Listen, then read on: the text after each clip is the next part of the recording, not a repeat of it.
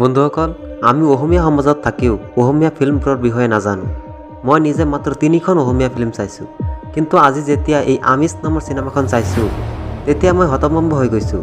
এই ভাবি যে এজন অসমত বাস কৰা মানুহেও এনেকুৱা মাষ্টাৰপিচ অসমীয়া ফিল্মৰ বিষয়ে কিয় নাজানে। সেইকাৰণে মই নিজে এই ফিল্মখনক অসমীয়া ভাষাত এক্সপ্লেইন কৰিবলৈ গৈ আছোঁ। এই ফিল্মখনৰ ডাইৰেক্টৰ হৈছে ভাস্কৰ হাজৰিকা। প্ৰেমত পাগল হৈ গ'লে মানুহে কি কৰিব পাৰে সেয়াই এই মুভিৰ মূল। মুভিখনৰ আৰম্ভণিত আমি এইজনী ছোৱালীক দেখিবলৈ পাওঁ, যাৰ নাম নিৰ্মালী। তাইৰ প্ৰফেশ্যন হৈছে পেডেষ্ট্ৰিচিয়ান, অৰ্থাৎ শিশু ৰোগ বিশেষজ্ঞ। তাইক দেখাত এজনী নৰ্মেল ডক্টৰৰ দৰেই, যাৰ প্ৰফেশ্যন আৰু পৰিয়ালৰ বাহিৰে একো নাই। অন্য দিশত এই ল'ৰাজন, যাৰ নাম সুমন বৰুৱা, এজন PhD ছাত্ৰ। তাৰ গৱেষণাৰ বিষয়বস্তু হৈছে উত্তৰ পূব ভাৰতৰ মানুহৰ বিভিন্ন ধৰণৰ মাংস খোৱাৰ অভ্যাস। তাৰপিছত দেখিবলৈ পাওঁ যে সুমন অন্য ছাত্ৰৰ দৰেই হোষ্টেল লাইফ এনজয় কৰি আছে। বন্ধুবোৰৰ লগত ঘূৰে, মাংস কিনে, সেই মাংস ৰান্ধি খায়। এই দুজনেই হৈছে এইখন চিনেমাৰ মুখ্য চৰিত্ৰ, যাৰ জীৱন পদ্ধতি পৰস্পৰৰ বিপৰীত হ'লেও এটা বিষয় আছে যাৰ ওপৰত দুজনেৰে আগ্ৰহ সমান আৰু পচন্দ। এই বিষয়টো কি অলপ পিছত জানিবলৈ পাব। তাৰ পিছৰ চিনত দেখা যায় তাৰ বন্ধু এজনৰ পেটৰ বৰ বিষ উঠিছে, মাংস বেছিকৈ খাইছিল সেইকাৰণে। সুমন ডক্টৰৰ কাষত যায়। সি নিৰ্মালীৰ কাষতে গৈছিল। নিৰ্মালী তাক কয়, আজি ক্লিনিক বন্ধ, আজি পেচেণ্ট নেদেখোঁ মই। তাৰপিছত সুমন তাইক ৰিকুৱেষ্ট কৰে যে তাৰ বন্ধুৰ অৱস্থা বৰ বেয়া। এই কথা শুনি নিৰ্মালী কয়, মইতো এজনী শিশু ৰোগ বিশেষজ্ঞ, মই ডাঙৰৰ চিকিৎসা নকৰোঁ। সুমনে কয়, মই জানো, কিন্তু আপুনিতো এজন ডক্টৰ, পেটৰ বিষৰ কাৰণটো হয়তো ক'ব পাৰিব। এই বুলি কৈ সুমন যাবলৈ ওলায়। তাৰপিছত নিৰ্মালী সুমনক মাতে আৰু সুমনৰ লগত খোজ দিয়ে বন্ধু ৰাজেশৰ ঘৰত। ৰাজেশ পেটত ধৰি মা দেউতা বুলি চিঞৰি আছিল। অলপ ভালকৈ চাই নিৰ্মালীয়ে ক'লে, কোনো বস্তু বেছিকৈ খোৱাৰ বাবে তাৰ এনেকুৱা অৱস্থা। তাৰপিছত সুমনে ক'লে, আচলতে ৰাজেশ হৈছে এজন ভেজিটেৰিয়ান, কিন্তু তাৰ মা দেউতা ঘৰত নথকাৰ কাৰণে ৰাজেশ তাৰ বন্ধুসকলৰ লগত মিলি মাংস খাইছে। যিহেতু সি কেতিয়াও মাংস খোৱা নাই, সেইকাৰণেই তাৰ এনে অৱস্থা। নিৰ্মালী অকণমান অবাক হয় আৰু সোধে, মাংসটো কোনে ৰান্ধিছে? সুমনে কয়, মই ৰান্ধিছোঁ আৰু সকলোৱে মিলি খাইছোঁ, কিন্তু কাৰো অসুবিধা হোৱা নাই, কেৱল ৰাকেশৰে এই অৱস্থা। এই কথা শুনি নিৰ্মালীয়ে কয়, ORS আনি খুৱাই দিয়া, তেতিয়াহ'লে ঠিক হৈ যাব। তাৰপিছত সুমন নিৰ্মালীক আগুৱাই দিয়াৰ সময়ত নিৰ্মালী জানিবলৈ পায় যে সুমনৰ ইউনিভাৰ্চিটি, য'ত সুমন পঢ়া শুনা আৰু গৱেষণা কৰে, তাত এটা ইউনিয়ন আছে যাৰ নাম মিট ক্লাব, অৰ্থাৎ মাংস খাবলৈ যিহঁতে ভাল পায় সিহঁতৰ বাবে ক্লাব। সুমনে কয়, আজিকালি মানুহে মাংস কিনাৰ সময়ত লক্ষ্য পৰ্যন্ত নকৰে যে মাংসটো কি তাজা ক'ৰবাৰ পৰা লৈ অহা। মিট ক্লাব মানুহক ফ্ৰেছ মাংসৰ যোগান দিয়ে। তাৰপিছত সুমন নিৰ্মালীক ফিজ দিবলৈ খোজে, কিন্তু নিৰ্মালী ফিজ নলয় আৰু কয়, ইমানখিনি কামৰ বাবে ফিজ দিব নালাগে, পাৰিলে এদিন মাংস অলপ লৈ আহিবা তোমালোকৰ মিট ক্লাবৰ পৰা। তাৰ উত্তৰত সুমনে কয়, হ'ব তেনেহ'লে, কিন্তু আমালোকৰ তাত ব্ৰইলাৰ মাংস নচলে। এইবুলি শুনি নিৰ্মালীয়ে কয়, গুৰুখাৰ মাংস বাদ দি বাকী সকলো মাংস চলিব। তাৰপিছত দেখা যায় যে সুমন তাৰ বন্ধু ইলিয়াছক লগ ধৰিবলৈ গৈছে ইউনিভাৰ্চিটিত। তাৰপিছত ইলিয়াছে সুমনক ৰাজেশৰ কথা সোধে। সুমনে কয়, তেওঁ এতিয়া ঠিক আছে, জীৱনত প্ৰথমবাৰৰ বাবে মাংস খাই মৰিবলৈ লৈছিল, তাৰ একো হোৱা নাই, কিন্তু যে ডাক্তৰজনী তাক চাবলৈ আহিছিল সেই ডাক্তৰজনী খুব ভাল, তাক এদিন আমাৰ মিট ক্লাবৰ মাংস খুৱাব লাগিব। তাৰপিছত দেখা যায় যে নিৰ্মালী তাৰ বান্ধৱী জুমিৰ লগত এটি শ্বপিং মলত আহিছে। জুমি আকৌ শৰীৰ চৰ্চাত বেছ আগ্ৰহী। তাইৰ শৰীৰ চৰ্চা কৰিবলৈ বিশেষ ট্ৰেইনাৰো আছে। জুমি তাৰ স্পেচিয়েল ট্ৰেইনাৰ, যাৰ নাম এডি, তাৰ বিষয়ে নিৰ্মালীক কৈ আছিল যে ল'ৰাটো বৰ ফিট, ট্ৰেইনিঙো বৰ ভালকৈ দিয়ে। নিৰ্মালী এইবিলাক শুনি জুমিক সাৱধান কৰি দিলে আৰু ক'লে, তুমি যি কৰা সাৱধানে কৰিবা, ধৰা যাতে নপৰা। তাৰপিছত দেখা যায় যে জুমি তাত থকা মাংস কিনে আৰু নিৰ্মালী অদ্ভুত সেই মাংসৰ পিনে চাই থাকে, যেনেকৈ এজন নিচাগ্ৰস্ত মানুহ নিচাৰ পিনে যেনেকৈ চাই ঠিক সেইদৰে। কিন্তু জুমিৰ অফাৰ কৰা স্বত্তেও নিৰ্মালী একো নিকিনে। তাৰপিছত জুমি নিৰ্মালীক শ্বপিং মলৰ পৰা ঘৰত এৰি থৈ আহে আৰু কয়, নিৰ্মালী, কালি মই আৰু তুমি এটি নাটক চাবলৈ যাম। পিছত জুমি কয়, কোনোবাই সুধিলে তুমি এইটোৱেই ক'বা, যাৰ মানে হৈছে কালি জুমি তাৰ শৰীৰ চৰ্চাৰ কাৰণে তাইৰ ট্ৰেইনাৰৰ কাষত যাব। তাৰ পিছৰ দিন সুমন ইলিয়াছৰ লগত গাড়ীত কৰি চাহ বাগানত যায় শহাপহুৰ মাংস খাবলৈ, আৰু তাৰ পৰাই কিছু মাংস নিৰ্মালীৰ কাৰণেও লৈ আহে। পিছৰ দিন সুমন নিৰ্মালীৰ ক্লিনিকত যায় আৰু শহাপহুৰ মাংস দেখি নিৰ্মালীৰ মুখত অদ্ভুত তৃপ্তি দেখা যায়। তাৰপিছত সিহঁত দুজন একেলগে মাংস খায়। তাৰপিছত সুমন নিৰ্মালীক জনায় যে এইখন চহৰত এনে বহুতো ঠাই আছে য'ত অদ্ভুত অদ্ভুত মাংস পোৱা যায়। মই যে ঠাইত গৱেষণা কৰোঁ তাত বহুত অদ্ভুত মাংস খাওঁ। আপুনি যদি খোজে আপোনাক লৈ যাব পাৰোঁ। নিৰ্মালীৰ একো আপত্তি নহয়, তাই যাবলৈ মান্তি হয়। আৰু সেইদিন ৰাতিৰ পৰাই সুমনৰ ব্যৱহাৰ অদ্ভুত হ'বলৈ ধৰে। বন্ধুসকলৰ লগত থাকিও সুমন নিৰ্মালীৰ প্ৰতি ইমান আসক্ত হৈ পৰে যে তাৰ কাৰো প্ৰতি খেয়াল নাথাকে। এইবোৰ চাই ইলিয়াছ সুমনৰ কাষত গৈ সোধে, কি হৈছে ডাক্তৰজনীৰ সৈতে মাংস কেনেকুৱা খালি? সুমন কয়, ভাল, কিন্তু তুমি যেনেকৈ ভাবি আছা তেনেকুৱা একো নাই, আৰু মোৰ দৰে মাংসৰ প্ৰতি তাৰো আগ্ৰহ। মই শুনিছোঁ ডাক্তৰজনী নাকি বিবাহিতা আৰু তাইৰ নাকি এটি সন্তানো আছে। বেছি দূৰ কিন্তু নাযাবি দেই, সাৱধান। এইবুলি কৈ ইলিয়াছ ইয়াৰ পৰা গুচি যায়। সুমন নিৰ্মালীক লৈ এটি ৰেষ্টুৰেণ্টত যায় মাংস খাবলৈ। তাৰপিছত সুমনে কচুপাত দি মাগুৰ মাছ খাবলৈ কয়। তাৰপিছত সুমনে অহাৰ সময়ত কয়, ইয়াত কিছুমান আদিবাসীবোৰে গান্ধী পোকো খায়। এনেকৈয়ে দুজনৰ ভিতৰত গহীন মিলাপ্ৰীতি উৎপন্ন হৈ উঠে। তাৰ পিছৰ পৰাই আৰম্ভ হয় মাংস খোৱাৰ পৰ্ব। নিৰ্মালীয়ে কয়, মই যেতিয়া খোৱাৰ সময়ত মাংস চাওঁ মোৰ কেৱল মাংসই খাবলৈ মন যায়। এইটো এটা নিচাৰ দৰে হৈ পৰিছে। তাৰপিছত দেখা যায় যে সুমন ঘৰত বহি প্লেটনিক প্ৰেমৰ কথা ভাবি আছে। প্লেটনিক প্ৰেম মানে হৈছে এনেকুৱা প্ৰেম য'ত যৌনতা নাই, তাত আছে কেৱল দাৰ্শনিক প্ৰেম। তাৰ মানে হৈছে জ্ঞান অথবা সৌন্দৰ্যৰ মাজত আৱেগ প্ৰকাশ কৰা, শাৰীৰিক আকৰ্ষণতকৈও বেছি আত্মাৰ আকৰ্ষণ।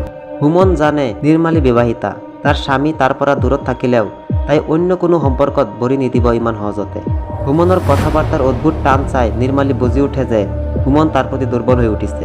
কিন্তু নিৰ্মালীৰ এই ব্যাপাৰটো ভাল লগা নাই। পিছৰ দিন এণ্ট্ৰি লয় নিৰ্মালীৰ গিৰিয়েক দিলীপ। খোৱাৰ সময়ত নিৰ্মালী লক্ষ্য কৰে যে খাবৰ বাবে কেৱল আলু ভাজি আৰু ডাল ভাত, সেয়ে তাই ডাইনিং টেবুলৰ পৰা উঠি গুচি যায়। দিলীপ নিৰ্মালীক চাবলৈ যোৱাত দেখে যে নিৰ্মালী ফ্ৰিজৰ পৰা আগৰ মাংস খাই আছে। এইবোৰ চাই দিলীপ অবাক হয় আৰু সোধে, কি নিৰ্মালী, তোমাৰ পেট ভৰা নাই নেকি? খুব মাংস খাবলৈ ইচ্ছা কৰিছিল, খাই আছোঁ।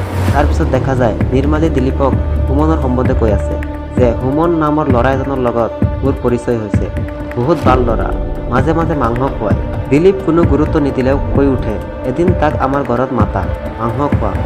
নিৰ্মালী সুমনক নিমন্ত্ৰণ কৰে, কিন্তু সুমন নিৰ্মালীক তাৰ গিৰিয়েকৰ লগত দেখি অলপ হতাশ হয়। পিছত সুমন দিলীপৰ লগত বিভিন্ন পশু পক্ষীৰ মাংসৰ কথা পাতি থাকে। এইবোৰ শুনি নিৰ্মালী তৃপ্তি পাই আছে আৰু মাংসৰ প্ৰতি নিৰ্মালীৰ ৰিয়েকশ্যনটো অতি অদ্ভুত হৈ আছে।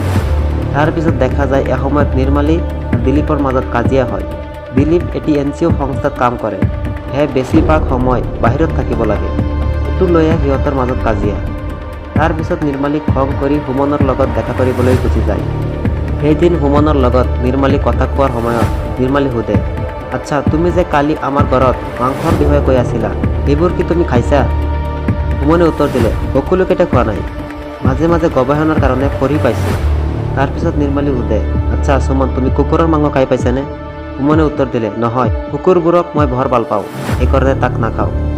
তাৰপিছত সুমনে সোধে, বাদুলিৰ মাংস খাবা? নিৰ্মালী মান্তি হয়। সেয়ে জুমিক ফোন কৰি নিৰ্মালীয়ে কয় যে তাই দিলীপক কৈছে যে তাই আৰু জুমি একেলগে নাটক চাবলৈ গৈছে। সেয়ে যদি দিলীপে ফোন কৰে তেন্তে জুমি যাতে চম্ভালি লয়। তাৰপিছত সিহঁত দুজন এটি জংঘলৰ ভিতৰেদি এটা হোটেলত যায় আৰু বাদুলিৰ মাংস খায়। তাৰ পৰা অহাৰ সময়ত নিৰ্মালীক অলপ চিন্তিত লাগে। তাৰপিছত সুমন ইলিয়াছক কয়, মই ভাবোঁ নিৰ্মালী মোৰ প্ৰতি দুৰ্বল হৈ আছে। ইলিয়াছ আছিল পশুৰ ডাক্তৰ। তেওঁ এটা কুকুৰৰ অপাৰেশ্যন কৰি কৰি সুমনৰ কথা শুনি আছিল। পিছত তেওঁ কয়, নিৰ্মালী কেৱল তাৰ ব্যস্ত জীৱন আৰু অলপ আনন্দ লাভৰ উদ্দেশ্য কৰি তোক ব্যৱহাৰ কৰি আছে আৰু একোৱে নহয়।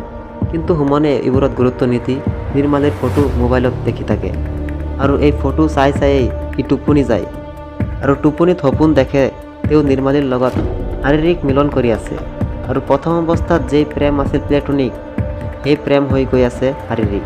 তাৰপিছত সুমনে যি কৰে সেইটো দেখি আপোনাৰ মূৰ ঘূৰি যাব। তাৰপিছত দেখা যায় দিলীপ আকৌ ঘৰৰ পৰা বাহিৰলৈ গুচি গৈছে। তাৰ পিছৰ দিন সুমন ইলিয়াছৰ বাবে চাহ লৈ আহে আৰু ইলিয়াছক আবদাৰ কৰে যে তাৰ ভৰিৰ ঠাইৰ পৰা অকণমান মাংস কাটি দিবলৈ, যিটোক সি গৱেষণাৰ কামত ব্যৱহাৰ কৰিব। ভাবকচোন, নিজৰ শৰীৰৰ মাংস। প্ৰথম অৱস্থাত ইলিয়াছ ৰাজি নহয়, পিছত বহুত কাকুতি মিনতি কৰাৰ ফলত সি ৰাজি হয় আৰু তাৰ ঠাইৰ পৰা এক টুকুৰা মাংস কাটি সুমনক দিয়ে। তাৰপিছত সুমন এই মাংসৰ টুকুৰাখন লৈ ঘৰত আনি এটা ডিমৰ ভিতৰত ভৰি ডিমৰ ডিছ তৈয়াৰ কৰি পেলায় আৰু ইয়াৰ পৰাই কাহিনীটো বেলেগ লেভেলত গুচি যায়। ইয়াত কৈ দিওঁ যে চিনেমাৰ কাহিনীটো এই কাহিনীৰ সূত্ৰেই ৰাখা। যিহেতু নিৰ্মালীৰ সৈতে সুমনৰ প্ৰেমটো হৈছে প্লেটনিক প্ৰেম, য'ত শাৰীৰিক সম্পৰ্কৰ কোনো অস্তিত্ব নাই। কিন্তু দেখা যায় সুমনৰ মনত নিৰ্মালীৰ প্ৰতি শাৰীৰিক সম্পৰ্ক কৰাৰ ইচ্ছা জন্ম হৈ আছে। কিন্তু যিহেতু নিৰ্মালী বিবাহিতা, সেই শাৰীৰিক সম্পৰ্ক কৰা পাপ। সেই শাৰীৰিক সম্পৰ্ক যাতে অন্যভাৱে পূৰণ কৰিব পৰা যায় সেই অনুযায়ী সুমন তাৰ ছেক্সুৱেল ডিজায়াৰটোক সন্তুষ্ট কৰিব বিচাৰিছে। কিন্তু তাৰ পৰিণাম যে কিমান ভয়ংকৰ হ'ব পাৰে সেইটো সুমনে নাজানে। সুমনে সেই মাংস নিৰ্মালীৰ ক্লিনিকত ৰাখি আহে, কিন্তু মাংস খোৱাৰ পিছত নিৰ্মালীৰ মনত এটা বেলেগ ধৰণৰ অনুভূতি আৰম্ভ হয়, এনেকুৱা অনুভূতি যি আগতে কেতিয়াও হোৱা নাই। মাংস ইমান সোৱাদযুক্ত যে নিজকে ধৰি ৰাখিব নোৱাৰি। কিন্তু মাংসটো কিহৰ মাংস তাই নাজানে। তাৰ পিছৰ দিন নিৰ্মালী সুমনক মেছেজ কৰে যে মাংসটোৰ টেষ্ট ভাল আছিল, এনেকুৱা মাংস মই জীৱনত খাই পোৱা নাই, কিহৰ মাংস আছিল এইটো? ইয়াৰ উত্তৰত সুমন ৰিপ্লাই দিয়ে, মেছেজত নহয়, ফেচ টু ফেচ কম। নিৰ্মালী কয়, ঠিক আছে, যিটোৰে মাংস হওক, মোৰ আৰু লাগে। তাৰ পিছত নিৰ্মালী সুমনৰ লগত দেখা কৰে আৰু সোধে কিহৰ মাংস আছিল, যাৰ টেষ্ট মই এতিয়ালৈকে পাহৰিব নোৱাৰা হৈছোঁ।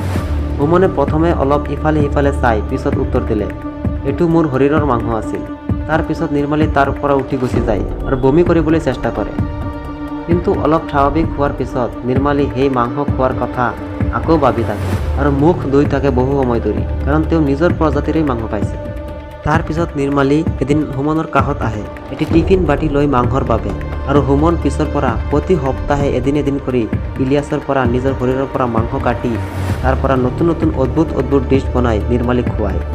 নিৰ্মালী বহুত তৃপ্তিৰে সেই মাংস খায়। এই মাংসৰ প্ৰতি নিৰ্মালী নিচাসক্ত হৈ গৈছে। তেওঁ সদায় সেই মাংসৰ বাবে ৰৈ থাকে। এইটো আছিল তাৰ তৃপ্তি, আৰু সুমনৰ তৃপ্তি হৈছে তাৰ প্ৰেম পূৰ্ণতা পাই আছিল। তেওঁ শাৰীৰিকভাৱে মিলিত হ'ব নোৱাৰিলেও তাৰ শৰীৰৰ মাংস নিৰ্মালীৰ ভিতৰলৈ গৈ আছিল। তেওঁ তাৰ শৰীৰৰ মাংস নিৰ্মালীক খুৱাই প্ৰচণ্ড তৃপ্তি পাই আছিল। কিন্তু লিমিট ক্ৰছ হয় তেতিয়া, যেতিয়া নিৰ্মালী তেওঁৰ নিজৰ ভৰিৰ পৰা অকণমান মাংস কাটি আনি ডিছ বনাই সুমনক দিয়ে। কিন্তু সুমনে এইটো সহ্য কৰিব নোৱাৰে আৰু বমি কৰি পেলায়। পিছত নিৰ্মালী কয়, তোমাৰ শৰীৰৰ মাংস খাই খাই মই নিচাগ্ৰস্ত হৈ গৈছোঁ সুমন। এতিয়া সেই সৰু টুকুৰা দি মোৰ একো নহয়, মোৰ আৰু লাগে। এতিয়া মোৰ বেলেগ একো খাবলৈ মন নাযায়, কেৱল মাংস খাবলৈ মন যায়, সেইটো কেৱল মানুহৰ মাংস। এইটো হৈছে তাৰ এটি ৰোগ, যাক একুট ডিছঅৰ্ডাৰ বুলি কোৱা হয়, অৰ্থাৎ মাংসৰ প্ৰতি তীব্ৰ আসক্তি, যাৰ ফলত ফিল্মৰ সকলো সময়ত যেতিয়া নিৰ্মালী মাংসৰ কাষত গৈছিল তেতিয়া তাক বেলেগ ধৰণৰ দেখা গৈছিল। নিৰ্মালী কয়, এই ৰোগৰ পৰা মুক্তিৰ বাট কেৱল দুটা, এটা হৈছে গোটেই জীৱন মাংস নাখাই নিহাত কক পকাই থকা, আৰু অন্য এটা হৈছে এটা ডাঙৰ মানুহৰ মাংসৰ টুকুৰা খাই নিজৰ এই ৰোগৰ পৰা আজীৱন মুক্তি লাভ কৰা। তাৰপিছত দেখা যায় নিজৰ শৰীৰৰ পৰা মাংস কাটি খুৱাই খুৱাই সুমনৰ শৰীৰত কেৱল চিলাই, তেতিয়াও ল'ৰাটোৰ প্ৰেম নকমে। সেইবাৰ তেওঁ ইলিয়াছৰ কাষত যায় আৰু কয়, ইলিয়াছ, তুমি মোৰ ভৰিৰ বুঢ়া আঙুলিটো কাটি দিয়া, এই আঙুলিৰ দ্বাৰা মই একো কাম নকৰোঁ, মোৰ একো কামো নাহে। ইলিয়াছ নিশ্চুপ হৈ যায়। সি বুজি উঠে সুমন তাৰ শৰীৰৰ মাংস কোনো গৱেষণাৰ কামত নলগায়। ইলিয়াছ তেওঁৰ বন্ধুবোৰৰ পৰা জানিবলৈ পায় যে সুমন বেছিভাগ সময় তাৰ ৰুমত কেৱল ৰান্ধি থাকে। ইলিয়াছ বুজি উঠে যে সুমন তেওঁৰ শৰীৰৰ মাংসই ঘৰত ৰান্ধি থাকে আৰু নিৰ্মালীক খুৱায়। ইলিয়াছ সুমনক তেওঁৰ ক্লিনিকৰ পৰা বাহিৰলৈ ওলাই যাব কয় আৰু কোনো ধৰণৰ কাটাকাটি নচলিব বুলি চাপ জনাই দিয়ে। সুমন নিজে হাতে নিজৰ মাংস কাটিবলৈ লওঁতে ইলিয়াছে তেওঁক চৰ মাৰি ক্লিনিকৰ পৰা ওলাই দিয়ে। তাৰপিছত দেখা যায় জুমি তাই প্ৰেগনেঞ্চিৰ ৰিপৰ্ট হাতত লৈ নিৰ্মালীৰ ক্লিনিকত সোমাইছে, মানে তাই প্ৰেগনেণ্ট। নিৰ্মালীৰ লগত তাই পৰামৰ্শ কৰিবলৈ আহিছে, কাৰণ তাই বাচ্চাটোক নষ্ট কৰিব বিচাৰে। এই সময়তে সুমনৰ মেছেজ আহে আৰু তেওঁ লিখে যে আজি তেওঁ মাংস আনিব নোৱাৰে। সুমনৰ মেছেজটোক চাই নিৰ্মালীৰ মূৰ ঘূৰি যায়, কাৰণ প্ৰতিদিন মানুহৰ মাংস খোৱা তাৰ অভ্যাসত পৰিণত হৈ পৰিছিল। তেওঁ তেওঁৰ বান্ধৱীৰ সমস্যাটোক ভুলি যায় আৰু হস্পিটেলত থাকি সুমনক কল কৰি মাতে আৰু সেই হস্পিটেলত থকা এটা বেনামী লাছৰ হাত ভৰি কাটি লৈ যাবলৈ কয়। মাংসৰ প্ৰতি নিৰ্মালী এনেকুৱা আসক্তি হৈছে যে মাংসৰ বাহিৰে তাই আৰু কোনো কথাই চিন্তা কৰিব নোৱাৰে। সুমন নিৰ্মালীক লৈ তাৰ পৰা ওলাই যায় আৰু কয় হস্পিটেলৰ CCTV কেমেৰাত ধৰা পৰি যাব, এনেকুৱা কৰিলে অন্য কোনো ব্যৱস্থা কৰিব লাগিব। এই বুলি কৈ সুমন হস্পিটেলৰ পৰা ওলাই যায় আৰু বজাৰৰ পৰা এটা ধাৰ থকা চাকু কিনে। তাৰ মূৰত আছিল অন্য প্লান, যিহেতু হস্পিটেলৰ পৰা লাশ কটা নাযায় আৰু চুৰি কৰিব নোৱাৰি, সি এটা ৰিক্সাৱালাক টাৰ্গেট কৰে আৰু সেই ৰিক্সাৱালাটোক খুন কৰে এটা নিৰ্জন ঠাইত। তাৰপিছত ৰিক্সাৱালাৰ হাত ভৰি কাটি থাকে। সেই সময়তে হাজিৰ হয় তাত পুলিচ আৰু দেখি পেলাই সুমন এজন ব্যক্তিৰ হাত ভৰি কাটি আছে। সুমন এৰেষ্ট হয়।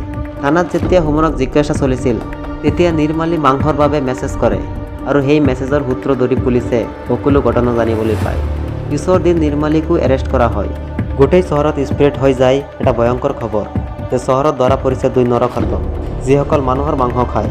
তাৰ পিছত দেখা যায় নিৰ্মালীৰ মূৰত কাপোৰ দি মিডিয়াৰ সন্মুখত অনা হয় আৰু নিৰ্মালী উমনৰ হাত ধৰে। ইয়াতে শেষ হয় আমিষৰ গল্প। বন্ধুসকল, ভিডিঅ'টো কেনেকুৱা লাগিছে জনাব আৰু নতুন নতুন অসমীয়া ফিল্ম এক্সপ্লেইন শুনিবলৈ ছাবস্ক্ৰাইব কৰি ৰাখক। ধন্যবাদ।